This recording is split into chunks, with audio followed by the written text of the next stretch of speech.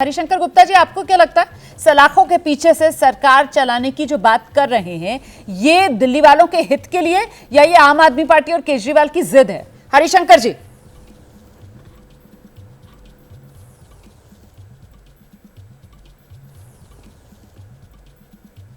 देखिए, दिल्ली वालों के हित की बात कहां से बीच में आ गई?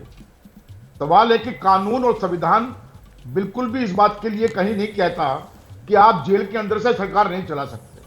कानून बिल्कुल चुप है। सरकार चलाना चाहें चलाएंगे। आपने सुकेश चंद्र का तो नाम सुना होगा। सुकेश चंद्र जो है वो जेल में बंद है। बीजेपी के लोग उससे चिट्ठियां लिखवा लिखवा कर जेल से बाहर लाते थे और पब्लिकली उसको चिट्ठियां दिखवाते थे कि उसने केजरीवाल के खिलाफ क्या कहा है, उसने फला के खिलाफ क्या कहा है। उस चिट्ठियों पर कोई इतराज नहीं होता। इनको इस चिट्ठियों पर इतराज है कि केजरीवाल ने अगर 2 लेटर लिख दिए जेल में से और यह कहा अपने मंत्रियों को कि भाई आप सुधारो, दिल्ली में पानी की स्थिति, सड़कों की स्थिति और डिस्पेंसरीज की स्थिति को सुधारो, उसमें दिक्कत हो गई। सुकेश चंद्र कहीं चला तो नहीं गया, आज भी चिट्ठियां लिखता है, जेल से बाहर आती हैं, उस पर बीजेपी को इतराज नहीं है। उन चिट्ठियों का स्लाइड बना के, उन चिट्ठियों को बड़ा बड़ा करके दिखा के, उन चिट्ठियों को प्रदर्शन में ले जाके दिखाते हैं कि देखिए साहब उनके ऊपर क्या आरोप लगे हैं। नहीं, वो चिट्ठी वाली जो बात आप कर रहे हैं ना, जो चिट्ठी वाली बात आप कर रहे हैं, उस पर प्रेम शुक्ला कह रहे हैं कि साहब चिट्ठी तो कोई लिखी नहीं। ईडी की तरफ से भी क्लैरिफिकेशन आ गया कि साहब अंदर से तो कोई संदेश बाहर आया ही नहीं है। ये ईडी ने भी क्लैरिफिकेशन दिया है सर, अंदर से तो कोई चिट्ठियां बाहर आ ही नहीं रही है। इसीलिए प्रेम शुक्ला ने कहा कि साहब यहाँ फर्जीवाड़ा चल रहा है कि सलाखों के पीछे से दिल्ली की सरकार चला रहे हैं। हाँ, चिट्ठी लिखी है। अच्छा, मैं ये रोमाना जी आपसे कहता हूं कि चिट्ठी लिखी है।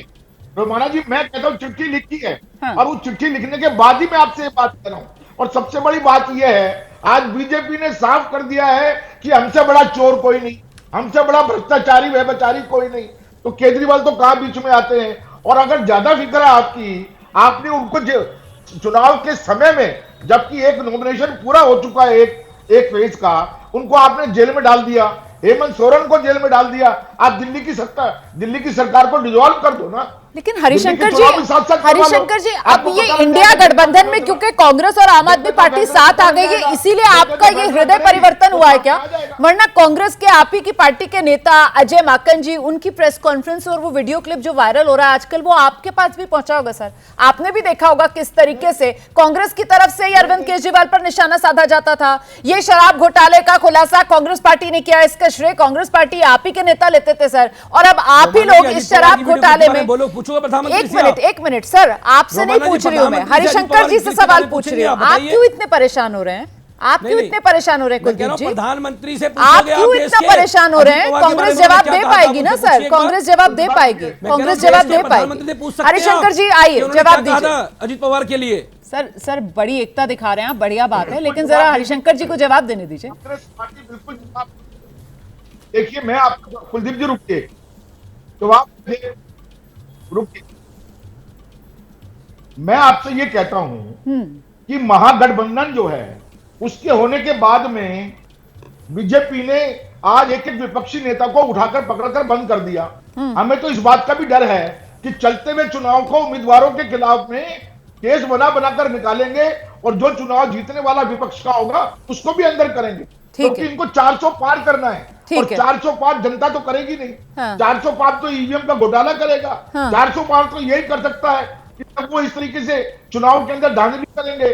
और दूसरी बात, आप जो बात कह रहे हैं हरिशंकर जी, आप जो बात कह रहे हैं, मैं दर्शकों को आप अभिषेक झा के पास लेकर चलती हूं। ठीक है सर, अभिषेक झा के पास लेकर चलते हैं। और अभिषेक, बहुत शुक्रिया, आपने वक्त निकाला। हालांकि आज बिहार जो है वो होली के रंगों में सराबोर है। आपको बहुत बहुत बधाई और शुभकामनाएं हमारी तरफ से होली के इस पर्व की। लेकिन फिर तो यहाँ जो चर्चा हो रही है उस आधार पर आप भी हामी भरेंगे हरिशंकर जी की बात से, कुलदीप जी की बात से, कि साहब ये सब कुछ जो है वो पॉलिटिकल वेंडेटा के तहत हो रहा है। मतलब कुलदीप जी ने वो याद दिला दिया कि खुद क्या कहा जाता था देवेंद्र फडणवीस की तरफ से अजीत पवार के लिए कि चक्की पीसिंग एंड पीसिंग, और कहा एनसीपी नेशनल करप्ट पार्टी थी, है ना। अब वो साथ में आ गई है बीजेपी के, तो सब दूध के धुले हो गए हैं।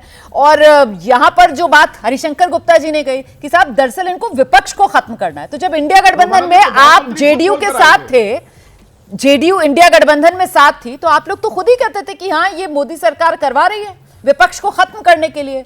तो फिर अब उस लाइन पर आप लोग कायम है या बदल गए हैं क्योंकि पाला बदल लिया है? सबसे पहले तो महाराज जी, आज बिहार में अधिकांश जगहों पर होली है और आपको, आपके दर्शकों को और सभी जो को पैनलिस्ट हैं सबको होली की हार्दिक शुभकामनाएं। और सबके जीवन में अच्छे अच्छे रंग जाए, इस तरह के काले रंग नहीं जाए, इस बात की हम कामना करते हैं। लेकिन जिन लोगों ने ठान लिया है कि अपने चेहरे पर काला रंग ही लगाना है, उनके लिए हम कुछ कर नहीं सकते। अब लोग थोड़ा क्रोमोलॉजी समझते हैं कि कोई चाहे कि किसी को फंसा दे, ऐसा नहीं है। हम भी तो इंडिया लाइफ में थे, हमारी पार्टी हमारे नेता के खिलाफ लोग बोलते थे, लेकिन आपने देखा कि कोई सच नहीं, कोई भी बातें हमारी पार्टी या हमारे नेता के खिलाफ कभी थी ही नहीं, इसलिए हमें डर किस बात। वो कहते हैं ना कि सांच को क्या आंच, हमने कभी कुछ किया ही नहीं, हमारी पार्टी इस दिशा में सोचती ही नहीं है, तो हमें इस बात से कोई परेशानी नहीं। अब आम आदमी पार्टी पर चले आते हैं। इस पार्टी का जो निर्माण हो वो इसी बात पर होता है कि ये लोग आंदोलन से निकलते हैं, कहते हैं कि देश में लोकपाल कानून आना चाहिए। ये कहते हैं कि भाई भ्रष्टाचार से किसी भी कीमत पर कोई समझौता नहीं है। ऐसे बहुत सारे वीडियो अरविंद केजरीवाल जी के वायरल हो रहे हैं, आम आदमी पार्टी के अन्य नेताओं के वायरल हो रहे हैं, या केजरीवाल जी कहते नजर आ रहे हैं कि अगर मनीष सिसोदिया कुछ करेगा तो इनको जेल में डालो, ये मेरे कोई सगे नहीं लगते, और अगर मैं कुछ गलत करता हूं तो मुझको भी जेल में डालो। तो अगर अरविंद केजरीवाल जी ने ये बातें कही और सचमुच उनकी पार्टी की तरफ से, उनकी तरफ से गलत होता है, उनको जेल में डाल ही दिया जाता है, तो इसमें इतनी हाई तौबा क्या? भाई यहाँ तो पूरा का पूरा माहौल इस तरह से बनाया जा रहा है जैसे लग रहा है कि सचमुच आजादी की लड़ाई में, जंग लड़ने के चक्कर में ये लोग जेल चले गए या किसी बड़े आंदोलन में जेल चले। देखिए, जब ये आंदोलन करते हैं, रुमाना जी बस एक बात पर कहते हैं, जब ये आंदोलन करते हैं, प्रधानमंत्री जी के आवास को घेरते हैं और दिखाना क्या चाहते हैं? भाई जेल हुई है तो किसके आदेश से? प्रधानमंत्री जी के आदेश से, भाजपा के आदेश से हुई है।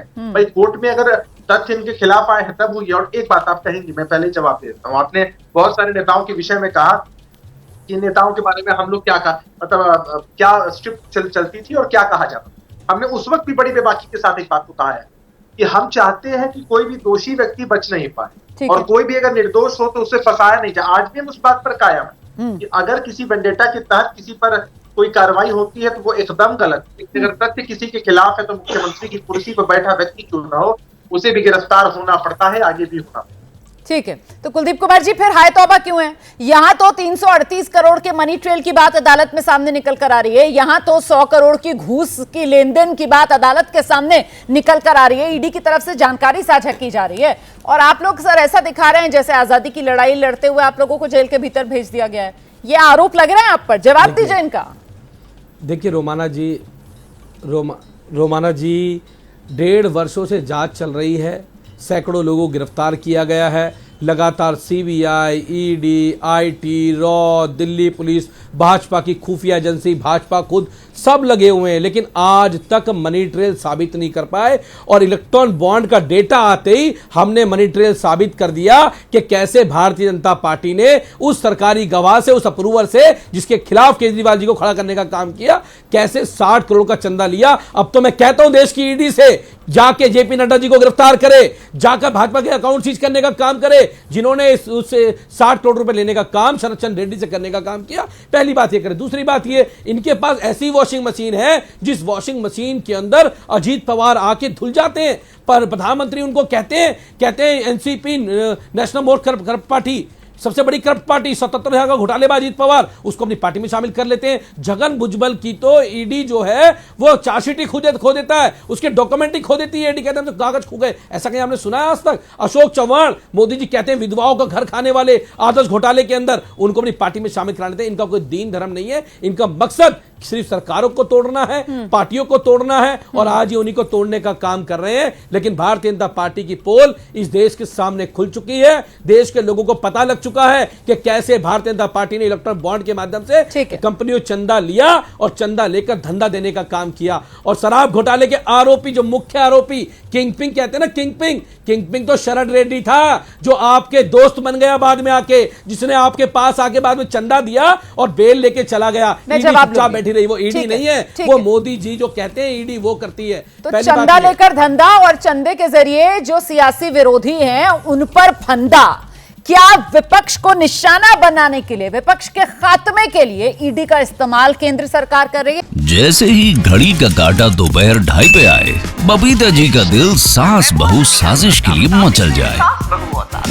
और ये है इनकी बहू, पूरे दिन ऑफिस की टेंशन हो जाए गॉन जब ये करें अपना फेवरेट शो फ्री टाइम पे ऑन। इनकी तरह आप भी देखिए अपना फेवरेट शो अपने टाइम पर और डाउनलोड कीजिए एबीपी लाइव ऐप अपने स्मार्ट टीवी पर।